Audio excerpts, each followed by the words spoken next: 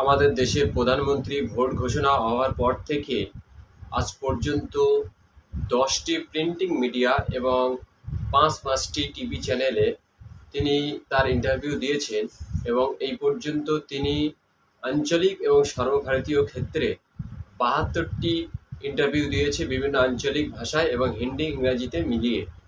কিন্তু এই 72টি ইন্টারভিউয়ের মধ্যে তিনি যে 10টি প্রিন্টিং মিডিয়ায় ইন্টারভিউ দিয়েছেন সেই সমস্ত প্রিন্টিং মিডিয়ার যে সমস্ত ওনার আছে, অর্থাৎ যে সমস্ত মালিকাধীন বা শেয়ার হোল্ডার পার্টনার আছে, তারা সকলেই ইলেকট্রাল বন্ড ফান্ড যেটা প্রধানমন্ত্রীকে দেওয়া হয়েছিল বা ভারতীয় জনতা পার্টি বিজেপিকে দেওয়া হয়েছিল, সেই ফান্ডের সঙ্গে তাদের একটা সম্পর্ক আছে।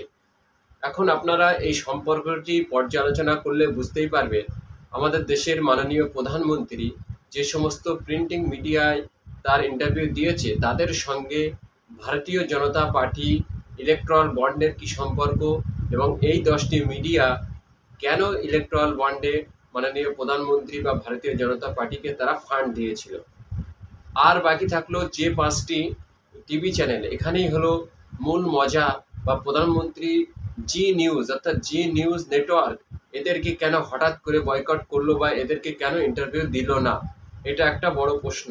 এই প্রশ্নটি জানতে হলে আমরা যারা একটু আধটু রাজনীতি নিয়ে আলোচনা করি তাদেরকে মনে রাখতে হবে 2002 সালে যখন গুজরাট দাঙ্গা হয়েছিল তখন সারা পৃথিবী থেকে ভারতীয় জনতা পার্টি বা অটল বিহারী বাজপেয়ীর সরকার সমালোচনায় পড়েছিল বা সমালোচিত হয়েছিল। তখন গুজরাটের মুখ্যমন্ত্রী ছিলেন নরেন্দ্র দামোদর দাস মোদী, তিনি বর্তমান ভারতের প্রধানমন্ত্রী। এই নরেন্দ্র দামোদর দাস মোদীকে তখন বিবিসি লন্ডনের বাংলা শাখার এক সাংবাদিক প্রশ্ন করেছিল, সারা পৃথিবী থেকে এত বদনাম আসছে, আপনার গুজরাটে এরকম একটা সাম্প্রদায়িক দাঙ্গা হলো, সে বিষয়ে আপনার মতামত কী?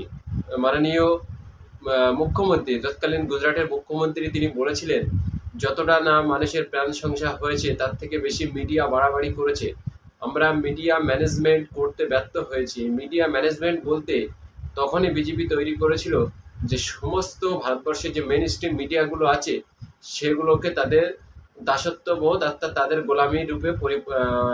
গোলামি রূপে তৈরি করতে হবে। তার জন্য 2002 সাল থেকে 2011 সাল পর্যন্ত এই মিডিয়াগুলোকে ধীরে ধীরে বিজেপি তাদের ম্যানেজমেন্টের আওতায় অর্থাৎ তাদের আওতায় নিয়ে এসে বর্তমান মিডিয়াগুলো দেখলেই আপনারা বুঝতে পারছেন তারা সকলেই মিডিয়া মাননীয় প্রধানমন্ত্রীকে কখনো ভগবানের অবতার রূপে প্রকাশ করছে, কখনো তিনি মানুষ নন অতি মানব রূপে প্রকাশ করছে। অথচ এই প্রধানমন্ত্রী তিনি মিডিয়া ম্যানেজমেন্ট তৈরি করে মিডিয়ার চোখে তিনি বড় হয়ে ভারতবর্ষের জাতিভেদ করে সাম্প্রদায়িক উস্কানি দিয়ে ক্ষমতায় টিকে আছে। এখন এই মিডিয়া ম্যানেজমেন্ট থেকে 2024 সালের গোড়ার দিকে মিডিয়া ম্যানেজমেন্টের থেকে জি নেটওয়ার্ক অর্থাৎ ভারতবর্ষের যে জি নেটওয়ার্ক আছে তারা বেরিয়ে এসেছে। বেরিয়ে আসার ফলে জি নেটওয়ার্ক বাদে আরও যে 5টি মেন স্ট্রিম মিডিয়া ভারতবর্ষে চলে সেই মেন স্ট্রিম মিডিয়াতে তিনি ইন্টারভিউ দিয়েছে সর্বভারতীয় ক্ষেত্রে এবং রাজ্য স্তরে। কোন কোন মিডিয়ায় তিনি ইন্টারভিউ দিয়েছে? সবার প্রথমে রিপাবলিক ভারত। এই রিপাবলিক ভারত হলো একটি বিজেপির পা চাটা চ্যানেল, অর্থাৎ বিজেপি যেখানে যাই করুক রিপাবলিক বাংলা সেটাকে দেশাত্মবোধক হিসাবে তুলে ধরবে এবং পা চাটতে শুরু করবে। এর ওনার হলো অর্ণব গোস্বামী। অর্ণব গোস্বামীকে আপনারা চেনেন, যিনি কিনা ভারতবর্ষের অতি মানব বলে তিনি ভগবানের দূত, এই সমস্ত প্রচার করার জন্য অর্ণব গোস্বামীকে বিজেপি তাদের ম্যানেজমেন্ট আওতায় নিয়ে এসে গোলামি করাতে রয়েছে আর তিনি গোলামি করতেই ব্যস্ত রয়েছে। আরেকটি নেটওয়ার্ক হলো এবিপি নেটওয়ার্ক। এই এবিপি নেটওয়ার্কের যিনি ওনার হলো তিনি অবিনাশ পান্ডে। এই অবিনাশ পান্ডের সঙ্গে যে ইলেকট্রাল বন্ড কোটি কোটি টাকার যে বন্ড ভারতীয় জনতা পার্টি পেয়েছে এবং সেই টাকার বিনিময়ে ভোট লড়ছে, তার সঙ্গে এই এবিপি নিউজের যে ওনার এর কি সম্পর্ক আছে সেটা অবশ্যই আমরা আরও কিছুদিন পরে সেটার পর্যালোচনা করব। আরেকটি চ্যানেল আছে নেটওয়ার্ক 18, অর্থাৎ রিলায়েন্স ইন্ডাস্ট্রির যিনি ওনার সেই আম্বানি পরিবারের একটি চ্যানেল হলো নেটওয়ার্ক 18। এই নেটওয়ার্ক 18 এবং আম্বানি পরিবারের সঙ্গে বর্তমান ভারতবর্ষের প্রধানমন্ত্রীর কী সম্পর্ক সেটা থেকেই বোঝা যায় নেটওয়ার্ক 18-এর সঙ্গে কেন মোদি ইন্টারভিউ দিয়েছে জি নেটওয়ার্কের সঙ্গে না দিয়ে।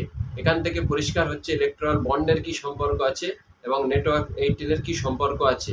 আর একটা সর্বভারতীয় মিডিয়া হচ্ছে CNN নিউজ 18। এই CNN নিউজ 18-এর সর্ববৃহৎ শেয়ার হোল্ডার হলো রিলায়েন্স ইন্ডাস্ট্রিজ, অর্থাৎ রিলায়েন্স ইন্ডাস্ট্রির সঙ্গে ইলেকট্রাল বন্ড এবং ইলেকট্রাল বন্ডের সঙ্গে ভারতীয় জনতা পার্টির সঙ্গে আমাদের দেশের মাননীয় প্রধানমন্ত্রীর যে যোগ সাজেশ, এটা আপনারা সকলেই জানেন।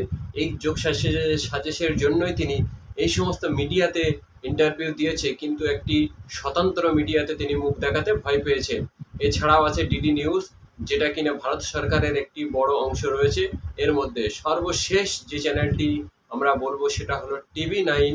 এই TV9 চ্যানেলটি হলো RSS ঘেঁষা এবং এটি হলো আদানি গ্রুপের চ্যানেল। এই আদানি গ্রুপের যত রকম মিডিয়া আছে সমস্ত রকম মিডিয়াতে আমাদের দেশের প্রধানমন্ত্রী তিনি ইন্টারভিউ দিয়েছেন এবং ভোট রানিং অবস্থায় তিনি তার ভোটের প্রচার TV9 সহ আদানি গ্রুপের যত চ্যানেল আছে সেখানে ইন্টারভিউ দিয়েছে।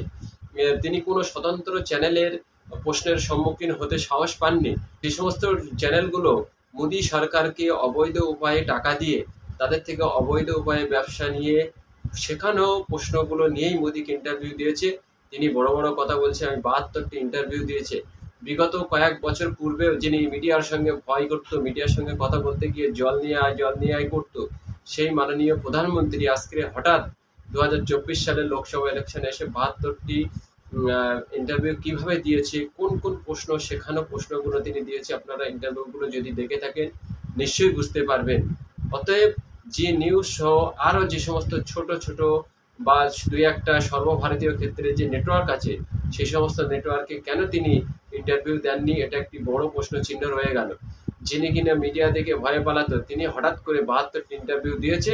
এবং আমাদের বাংলায় রিপাবলিক বাংলা বলে যে চ্যানেলটি আছে, তার প্রধান এডিটর ময়ূক রঞ্জন ঘোষ, তিনি পা চাটতে বড় বড় কথা বলছে। অথচ ময়ূক রঞ্জন ঘোষকে মনে রাখা উচিত, কোনো স্বতন্ত্র চ্যানেলে কেন প্রধানমন্ত্রী ইন্টারভিউ দিল না। ভোটের রানিং অবস্থায় ইন্টারভিউ দিলে তবেই বোঝা যেত প্রধানমন্ত্রী কতটা মিডিয়া ফেস করতে পারে। মিডিয়া ফেস করতে গেলে কোনো শেখানো প্রশ্ন চলে না, যেটা কিনা ময়ূক রঞ্জন ঘোষ তিনি সাংবাদিকতার কলঙ্ক রূপে দেখা দিয়েছে। তিনি কখনোই এটা প্রচার করতে পারবে না। সেই জন্য বাংলা এবং বাঙালি সকল মানুষের কাছে আবেদন, আপনারা অবশ্যই বাঙালি স্বতন্ত্রকে বাঁচিয়ে রেখে বাংলা বিরোধীদেরকে সঠিক জবাব দেবেন, এই আশা এই কামনা আমরা করি। অবশ্যই দর্শক আপনারা আপনাদের মতামত কমেন্ট বক্সে জানাবেন।